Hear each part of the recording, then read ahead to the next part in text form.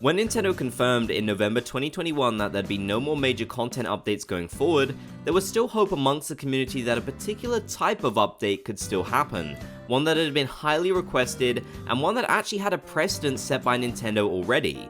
So, what's happened? New Horizons is known at this point for missing content that has been in the past games from the very start, and although updates tried to address this issue, it never really felt like Nintendo went far enough with bringing back some of the most beloved things from older Animal Crossing games. A good example would be the crossover content. In pretty much every other Animal Crossing game, but especially Animal Crossing New Leaf, we had a wealth of crossover content. There was so many different items to collect from our favorite franchises like The Legend of Zelda, Metroid, Splatoon, Pikmin, and so many more. In Animal Crossing New Leaf's Welcome Amiibo update, they even added in special crossover villages which you could bring to your town by scanning in their amiibo. And honestly, these were some of the coolest villages of all time. I mean, just look at Inkwell. But as I'm sure you know, we never got this content in Animal Crossing New Horizons for some reason, despite the fact that there have been so many perfect opportunities to add this in. I mean, just a few months back we got The Legend of Zelda Tears of the Kingdom, which was a massive release, and despite the fact that we were so far removed now from the final content update we got for New Horizons, there was still hope from players that maybe Nintendo would decide to bring back some of the Legend of Zelda content into Animal Crossing New Horizons. After all, like I said, there was so much of it. Special items to collect, and special villages too. You could even say the same about Splatoon as well. We got Splatoon 3 last year, and it would have made a lot of sense to do this crossover given the fact that the development teams share a lot of the same developers. But once again, they decided to completely pass up on this. However, there is one thing that they didn't pass up on, and it confuses me to this day. In November 2021, Nintendo revealed the Animal Crossing New Horizons and Super Mario collaboration items to celebrate Mario's 35th anniversary. They had actually announced this originally ahead of time when they first had the Super Mario 35th Anniversary Direct. So we knew for quite a while that this update would be coming, and this update is probably exactly what you would expect. It brings into the game a whole bunch of different Mario items with all kinds of interactivity, a whole bunch of different outfits from the games as well that you can collect. Generally, it was just a big celebration of Mario in Animal Crossing, something that we'd seen them do time and time before in the past games. And although this content really should have been in the game since the very start, it kinda made sense that they did it as an update since it was specifically celebrating the 35th anniversary of Mario.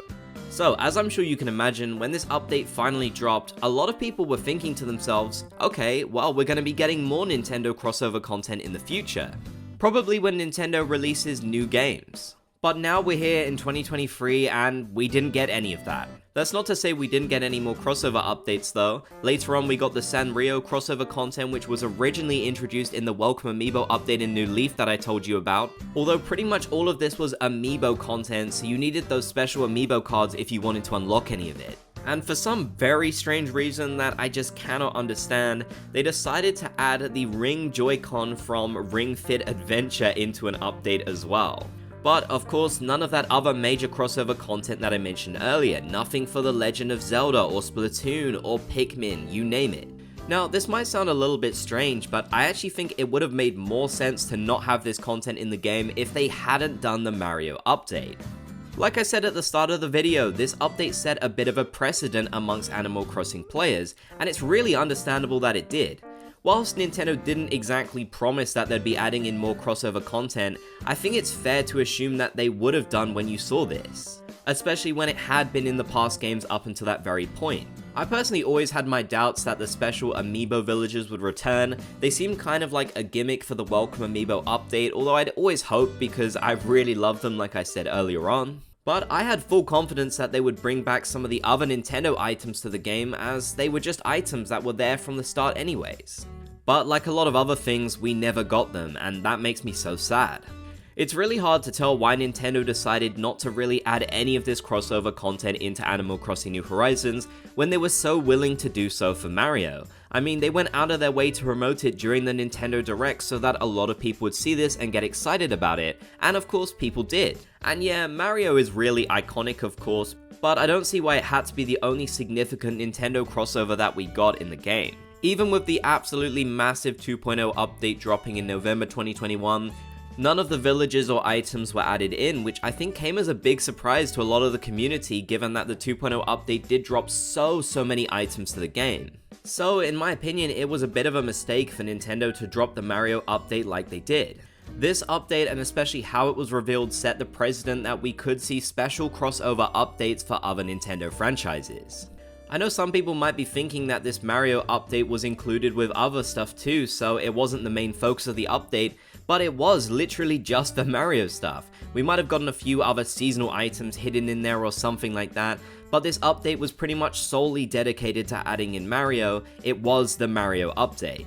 So now we have that promotion tab, which honestly hasn't been used since. You can have the Sanrio items in there if you scan in their amiibo, and of course you get the Pocket Camp items too if you connect with that game, which makes a lot of sense, but there's nothing else for Nintendo in there.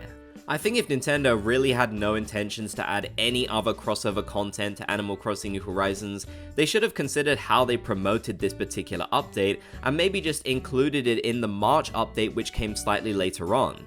After all, that was Animal Crossing New Horizons' first anniversary update, so it could have made that update even bulkier, and it would have been included with the Sanrio crossover update too, so it would have made a bit more sense. The fact is, the standalone Mario update set the expectations amongst players that we would get more like this, especially when other franchises of Nintendo celebrated their anniversaries or they got a major new game release, like Tears of the Kingdom and Splatoon 3.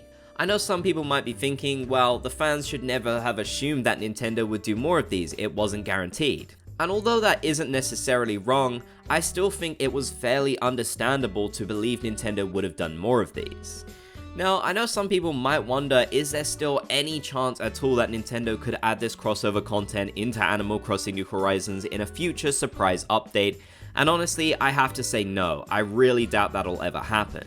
I think the only way we would really ever see something like that is maybe if Nintendo released a new console and then we got New Horizons as like a deluxe version or something on it. Maybe then they'd consider doing something like that to promote the fact that it's on this new console and such. But even then, I still think it's a bit of a wish that they probably will never do. I know so many of you are really sad that we never got these crossover items, especially those of you who didn't play the past Animal Crossing games because you've missed out on so much. I think it's safe to say though that the opportunities have already passed. We definitely would have seen these collaborations with the launch of Splatoon 3 and then Tears of the Kingdom, and various other games as well. All we can hope is that Nintendo will consider adding these items into the next Animal Crossing game.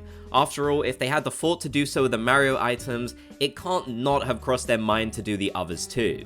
We'll never know their exact reasoning for not adding it in, but I definitely think it was a mistake to release the Mario update like they did, and then not add in any other crossover updates at all. But let me know your thoughts down in the comments section below. Are you sad that we didn't get any of the other crossover items and villages in Animal Crossing New Horizons? Which ones would you have liked to have seen the most? If you made it to the end, be sure to comment Bob's Gang down below so I know you did. If you enjoyed, be sure to leave a like, and if you haven't already, consider subscribing and turning on notifications for more.